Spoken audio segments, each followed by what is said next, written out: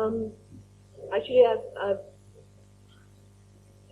it's not a very organized presentation in the sense that I was also quite comfortable with the idea that I have four women presenting after me, each on separate aspects of what I consider media or representation, certainly. So I'm actually just picking up some things, some areas of media which I'm personally involved in or interested in, and I feel that the movement, in fact, is not addressing or is perhaps not looking at it in as sustained a way as we should be. I feel that media, it's also very difficult to define media because I don't see it as separate from representation or the representation. I also don't think media is innocent or it doesn't come to you in a vacuum. So I'm trying to see media from that perspective. I'll raise is the idea that it's media or representation, and we're talking about women here specifically, not only constructs ideology and constructs identity, but also through censorship policy, through what it doesn't represent and doesn't put across, also constructs ideology. And the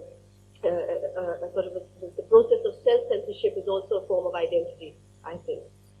So I think that media, if you're defining it broadly, I think then to my mind, it encompasses all sorts of representations, which include what I'm including in my study is the whole thing of from stamps with the images that come on stamps to right across to fashion photography or fashion shows or what happens in print media, electronic media, but also in things that don't technically fall into media. We think of media as print media and electronic media and some other form, but don't really think of it in terms of how it insidiously comes in through different images or impacts on us, whether it's on billboards or through, I think even wedding videos, I think are a major form of constructing images or bringing images into your home. And I think that's a tremendous marketing point attached to that as well. I'm just going to send around this thing. We've been talking about the family all morning, and this particular stamp is commemorating the year of the family, 1994. And it's exactly the same image we've been talking about, the nuclear family, where it's got the married couple. I assume they're married because they're holding hands and whatever, and legitimately and publicly. And you've got the older son and younger daughter. So I just pass that around just to show that, I think that this is an important form of representing what the state is trying to promote through various images. Like I said, I think other aspects of creativity and representation and media are being covered by Salima and by Afiya and Meena as well.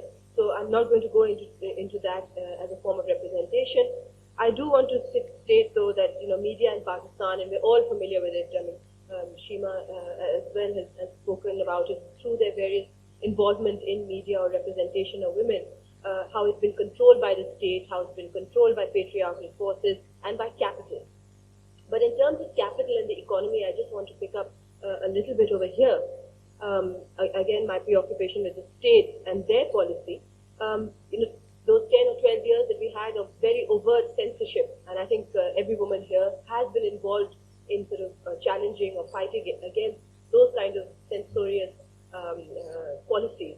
But I think that what we're facing today in terms of censorship and the state's position vis-a-vis media and censorship of media is far more insidious and difficult to catch on to. Because now spaces have been opened up, and not in a purely altruistic form by the state. Spaces have been fought for by exactly those women who are involved in the media. But I think the state is now taking a very contradictory stand where it controls the media, but also simultaneously what it's doing is it's got this policy of encouraging the market. And when you encourage the market and you open up the market, the media market, what you're doing then, you're meant to do, or what it ostensibly means is that you decrease the size and the interference of the state becomes less and less in every aspect. When you liberalize the market, it's not just the policies and economic policies, but you're liberalizing different aspects of society. Now, the problem in that, for example, in electronic media is that you have the development of satellite TV. A lot of us have been talking about how images are coming in through satellite TV and only to a particular class, etc. But I'm more interested in looking at how it decreases governmental control. So on the one hand, commercial matters are given greater freedom. I mean, there's no censorship on that. You want to put up a satellite dish, you can afford it, you go ahead and do it. And Kalpana was speaking to us about this earlier, that it's far more cheaper and more accessible in India because they've got their own satellites. So I think the governmental policy over there becomes even more interesting. But commercial matters give way to freedom in this, but issues which pertain to the military or to religion, which come in through PTV or state-owned media, are subject to far greater control and far more censorship. So you've got a state which is very contradictory and taking contradictory stands, and it becomes even more difficult for the movement then to sort of attack it or challenge it. I mean, what are you basing it on when you talk about the censorship on some things and not on others? It becomes difficult to identify what are the policies towards it. So I'm suggesting there's a simultaneous move towards both a free economy and a strong state at the same time. I think it's a contradiction in terms. And censorship policies, for example, fall between both these policy attitudes. And because the economy or the economic strategy means that there's non-censorship, encouragement of commercial values, all of which we critique. At the same time, you've got a strong state policy which prescribes what you can consume directly from the state. I think it's also interesting because we talk a lot about, in the women's movement, we've talked a lot about how religion and how the state has managed to make us self-censorious as well. And we tend to do this as well. When you're watching satellite TV, you're open up to all kinds of values and commercial ideas, and you're being bombarded by them. But when you're watching PTV, and who's watching this media at what time, I think is also important. But in terms of just sharing a bit in terms of print media, which is what I'm looking at more closely. I think electronic media is something that's being missed out, not being looked at very carefully. And I'll go into what the problems I think are vis-a-vis the women's movement and its relationship to the media. But in terms of the print media, there are just 2 or 3 things I want to bring up. We've been watching, I personally have been looking at the print media since 1984, looking at women's representations in that, not very carefully over the past few months, and hoping to go on to, as an ongoing project, I'm looking at it far more carefully and looking at it in more detail. I just want to share I'm going to read out just a few pieces of how male reporters, or how, when we talk about patriarchy, or men involved in media are looking at women. And Nafisa and I have been talking a bit about how women actually, when they are involved in the media, are they looking at it in any different form or not?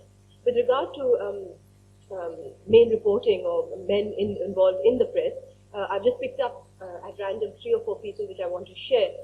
The earlier ones are to do with actually sex crime, how men report sex crime, because it's a very overt and easy target to see how men are reporting women and sex crime in terms of women as victims. In 1984, the Nawapur case, which is also quite infamous in the sense that the women's movement picked it up a lot. You had Dawn, a male reporter, talking about this Nawapur case, where it was not a case of sexual violation in any physical way, but in the sense that women were stripped naked and forced to parade in the village. It wasn't actually a case of rape or sex crime in the formal sense, but it was in this sexual violation in that way. You had the man reporting. It was a whole series of reports that he did, and he entitled his reporting as talking to 2 dead women. Now, these are women who were not violated, who were not killed, who were not physically abused, but except for in the sense that they were stripped naked and they were forced to parade around in the village. And the report refers to the victims. He's assuming that he understands these female victims and understands their grief and horror and bewilderment. He says they were skeletons excavated from the dark ages, talking in a shivering voice, now shrill and high-pitched, the next moment slithering into sobs. They were 2 dead women I was talking to. That makes these lines an obituary, not an interview or report, not the investigative report I had set out to do when I reached Nawapur.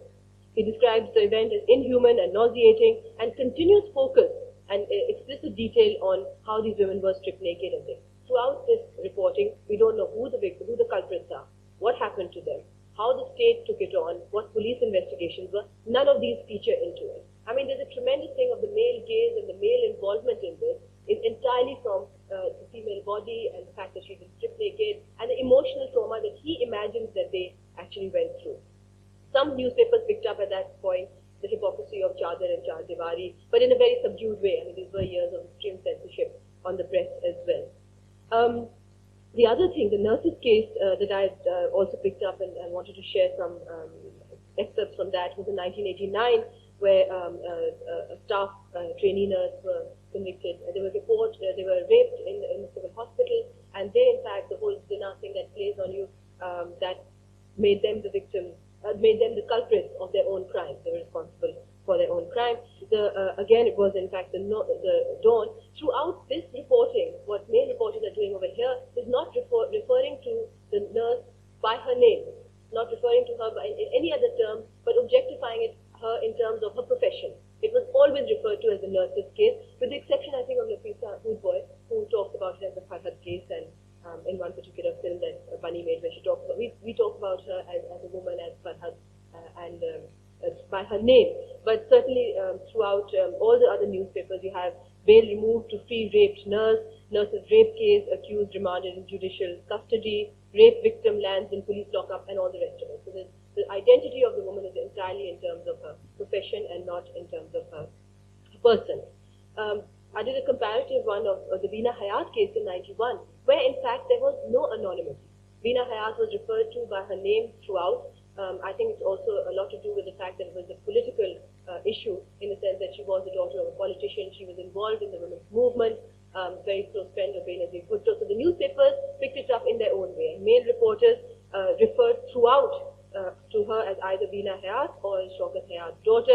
Never once, I think the class issue comes in over here, never once referred to her being raped or the possibility of her being raped. In fact, the closest we come to it was, we have things like the news saying, Veena Hayat tells her story of woe. We have Shaukat Hayat cries out, my daughter was ... for 12 hours. You have, my tribesmen will vindicate my honor, says Shaukat. Find and execute Veena's culprits, says Benazir Bhutto. Avenge Veena's tragedy, says Benazir Bhutto. So again, the focus is not on the crime itself. It's not on the sex crime. It's on the woman, either objectified or whose daughter she is, and so on.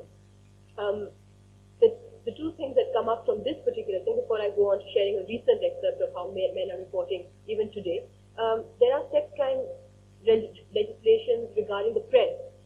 In certain other countries, in the United Kingdom, for example, you have, the press is actually banned from publishing the name of the raped woman.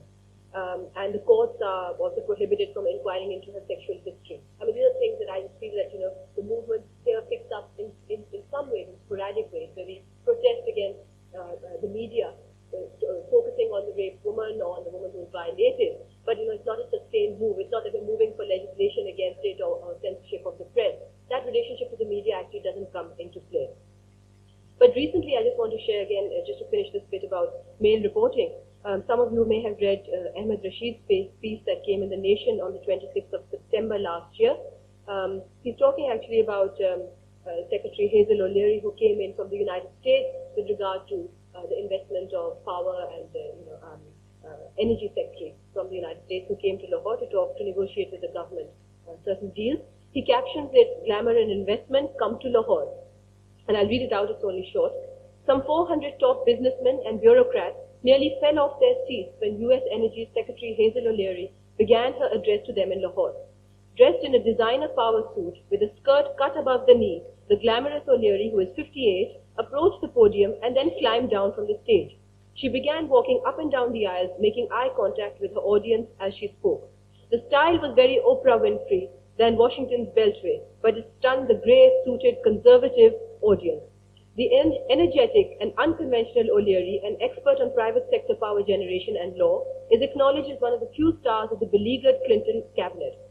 In all her presentations, she was brilliant and articulate. She also has a pair of legs to die for, said a Pakistani energy executive. Arriving in a Hollywood-style aircraft chartered from MGM Grand Film Studios, O'Leary was accompanied by 80 power-hungry American executives with bulging briefcases. High-heeled American female executives created enough static to light up Lahore. The government pulled out all the stops to entertain them in style.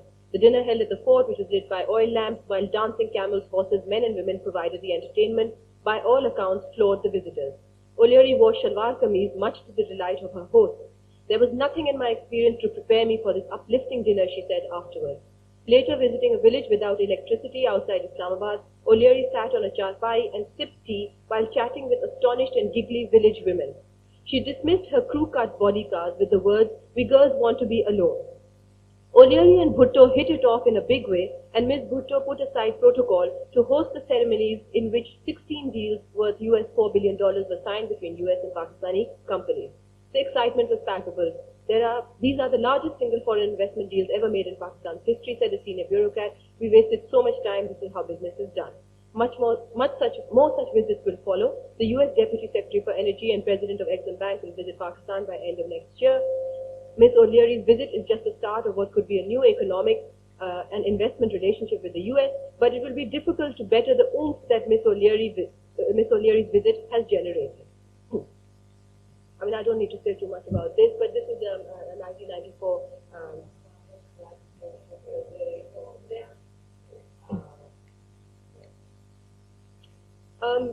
which brings me actually to the whole question of this is just an indication that, if you look at the images in terms of militarization, in terms of foreign press that we get, politics, the images we get from of women internationally are entirely, problems that Aquino, of course, she's having with her daughter, sexual scandals, all the rest of it. These are just sort of symptoms of how the media is looking at women. And these are, incidentally, I'm only looking at the so-called progressive newspapers. They are the English language print.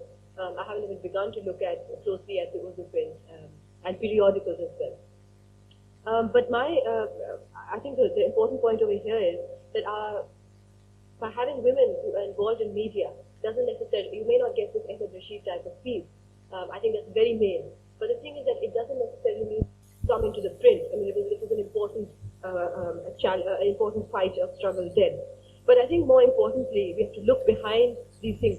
A lot of journalists and women involved, men and women involved in media, actually think it's a very innocent thing. It's innocent because, whatever comes on your table, people will share that. Whatever comes on your table, people print that, wherever it's coming from. That there's no ideological control behind it. And I think that's absolute nonsense. There is an ideology involved in every single thing that's being marketed. It's not sensationalism because it sells more. There's an ideology behind it. But if this theory about, sensationalism sells more, if that was true, you'd have every single rape case or sensational case or titillating case on the front page, which you don't have.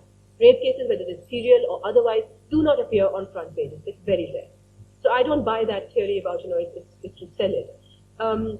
But I think it's an ideology that's operating over there. A lot of women, women journalists recently whom I've met, are actually, and this is something that women in India who are looking at the media have also shared, will be very wary of looking at themselves as women journalists.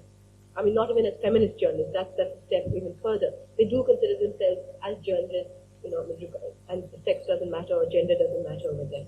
I just want to get into the women's movement and in terms of countering or resistance. Like I said, the alternative, it's not that we haven't had an alternative media move over here, but it's been entirely in content and not in process. Alternative theatre, alternative media, alternative plays, alternative print media or whatever, has been highlighting the role of women, the status of women. It's been message oriented in that sense. It's talked about how women are victimized, but it is not looking at different processes. I don't think we have a single media group over here who may be looking at it in a sustained manner. Within NGOs, within media groups, within media, women's groups also, you will have certain components, even we do. We have a media group where we do film and publishing and whatever it is. But there isn't a group, I think for me you can talk about it as a media collective, where there's a sustained movement where you're challenging the media at every single level. The study that I'm doing right now, I'm even calling it Watching Them, Watching Us, because the media is actually one way. Even alternative media is going one way. We're not sort of getting responses, or we're not internalizing the responses in that sense. So it's, all we're doing is watching them, watching us, and being bombarded by those, that gaze in that sense. So I don't think that even apart from not producing or countering or challenging who controls these, we're also not challenging the hierarchies that are within media, or who controls it. We're not questioning that. We're not looking behind the text. And even more seldom is our counter symbols, or that we're creating our own symbols. At best, we are fighting against the grain, or giving a certain response. But I'm wondering about where those new symbols are. Are we actually creating them and giving them enough space to come across? The last thing that I do want to say, and which is my sort of main preoccupation now, is that women's groups and women's rights groups and the women's movement, to my knowledge, does not have a position on pornography. which is one extreme of representation. I think that's extremely important, because what are we defining? We haven't even, forget about the debate within pornography, which is pornography versus erotica. We're not even looking at how we are linking pornography to, say, crime, violence, and all the rest of it. And the disturbing aspect of it, something that Hina spoke about yesterday, when you speak about human rights, I think it becomes very difficult, because you say women's rights are subsumed within human rights. The question then is your human right to consume and produce pornography greater than the women's right to object to it or challenge it or counter it? These are some of the things that I think the Indian women's movement is also very disturbed about, and I find some positions being taken over there very disturbing. But the point is that we haven't even begun to take those positions that we can actually debate about.